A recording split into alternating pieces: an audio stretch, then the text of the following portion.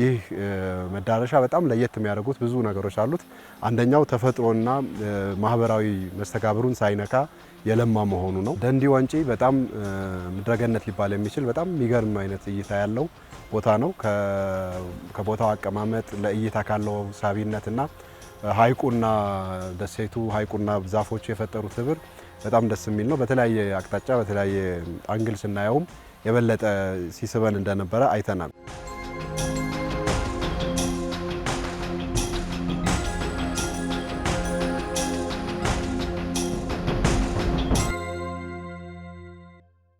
ወንጪ ላይ 4 ነገሮች አንድ ላይ ተሰናስለው አይቻለሁ። ታሪክ፣ ተፈጥሮ፣ ባህል እና ቅርስ። እነዚህ 4ቱ አንድ ላይ ተዋደው በሚገባ ተዋህደው ያየሁበት ነው። 3 ነገሮችን የምንማርባቸው ናቸው። የመጀመሪያው ጸጋን የመለየት የማየት ጉዳይ ነው። ከዛ በኋላ ያንን ጸጋ የማልማት ወይም ወደ ስራ የመቀየር ጉዳይ ነው።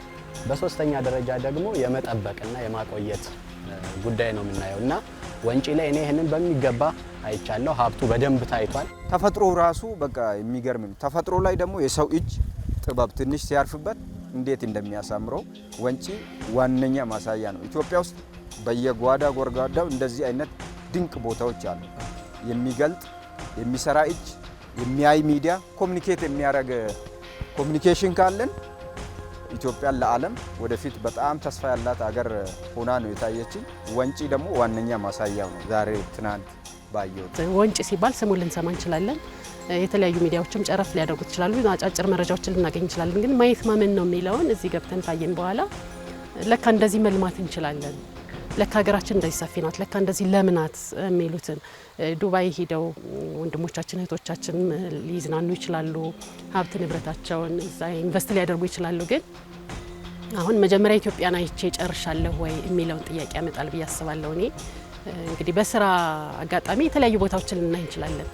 እንደዚህ ግን እኔ በጣም ኢንትረስት ያደረገኝ ደስ ያለኝ ነገር የለም። ዳገቱ፣ ቁልቁለቱ፣ ተራራ፣ ውሃው እንደገና ደግሞ የሀብት አጠቃቀም ከዛ ባለፈ ደግሞ እኔ ያየሁት ነገር አሁን ልክ እዚህ ስንገባ የተቀበሉን አርሶ አደሮች አሉ። እነኛ አርሶ አደሮች ለልማት ተነሽ ናቸው። ይሄ መንደር ሲለማ እነሱ ሲነሱ ግን እነሱም በአግባቡ ሰርተው የሚጠቀሙበትን ልጆቻቸው የስራ እድል የሚያገኙበት አጋጣሚ እንደተፈጠረላቸው አይተናል። እንዴት እንደለሙ ሰፈሮች በቃ በእጃቸው ያለውን ሀብት እንዴት እንዲጠቀሙበት እንዳደረገ መልካም ስራ መሰራቱን አይቻለሁና እኔ እጅግ በጣም ደስ ብሎኛል። ሌሎችም መጣው እንዲያውጋብዛል።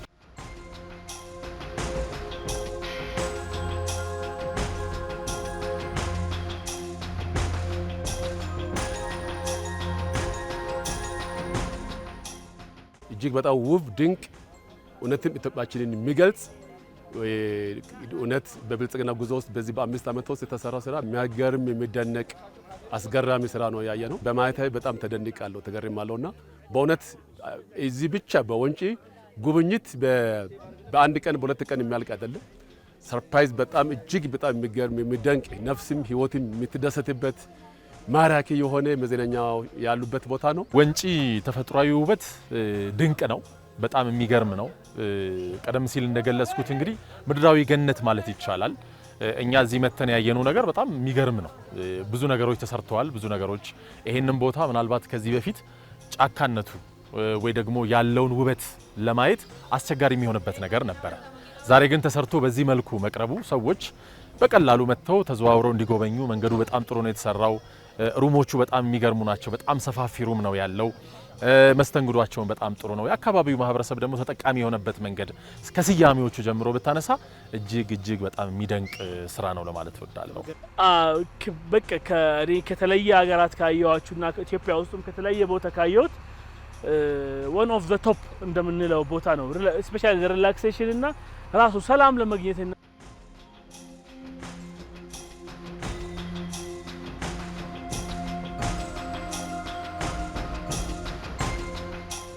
አሁን ያለንበት ዘመን እንግዲህ መስራት ብቻውን በቂ ማይሆንበት ዘመን ላይ ነው ያለነው። መስራት በአንድ በኩል ራሱን ችሎ ጥሩ ነገር ነው።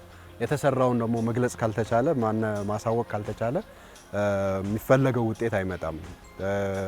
የተሰሩት ስራዎችን በምን ያህል ደረጃ ኮሙኒኬት አድርገናል፣ በምን አይነት አግባብ ኮሙኒኬት አድርገናል፣ ስንት ጊዜ ኮሚኒኬት አድርገናል የሚለው በጣም ወሳኝ ነገር ነው። ያለንበት ዘመን ድህረ እውነት ነው። ደራሽ መረጃዎች ቶሎ የሚመጡ መረጃዎች ባናቱ የሚተኩበት ስለሆነ የሆነ ጊዜ ዶክመንተሪ ሰርተናል ወይም የሆነ ጊዜ ቪዲዮ ሰርተናል ብለን ልንቆም አይገባም ማለት ነው። በየጊዜው ያለውን ፕሮግረስ በየጊዜው ያለውን ሂደት ታሳቢ ያደረጉ በየጊዜው ደግሞ እሴት የሚጨምሩ ይዘቶችን ሚዲያ ማውጣት ይገባዋል። ቱሪዝም ኮሚኒኬት ባደረግከው ልክ ነው የሚሆነው። አንዳንዴ ምንም ነገር ሳይኖር ትንሿንም ነገር እንዴት ቀባብተው ኳኩለው በቃ እንደ ተአምር ነገር አድርገው እንደሚያስተዋውቁና እዛ ስትሄድ የምታየው ነገር ያን ላይመስል ሁሉ እንደሚችል እናያለን። አንዳንዶቹ ደግሞ ትልቅ የቱሪዝም መዳረሻ ይዘው ትልቅ ስራ ሰርተው ትልቅ ውጤት ይዘው ኮሚኒኬት ካልተደረገ ድብቅ ይሆናል ማለት ነው። የጋን ውስጥ መብራት ነው የሚሆነው። ስለዚህ ሚዲያዎች የተሰሩትን መዳረሻዎች ከጋን ውስጥ መብራትነት አውጥተው ፋና እንዲሆኗቸውና ወደ ህዝብ እንዲዳረሱ ለማድረግ ትልቅ ሚና ይጠበቅባቸዋል። ይሄንን ደግሞ ለማድረግ በሀገር ውስጥ ብቻ ሳይሆን በውጭ ቋንቋዎችም በልዩነት መስራት ያስፈልገዋል። መገናኛ ብዙሃን ከተንቀሳቀሱ እብዱን ያጨምታሉ፣ ጭምቱን ደግሞ ሊያሳብዱ ይችላሉ።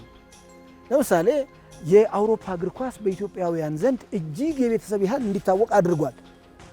ይሄ የመገናኛ ብዙሃኑ የሰሩት ነው እንጂ ማንም አውሮፓ ሄዶ የቼልሲ ወይ የምናምን የማንቸስተር ጨዋታ በአካል ተገኝቶ አይቶት አይደለም።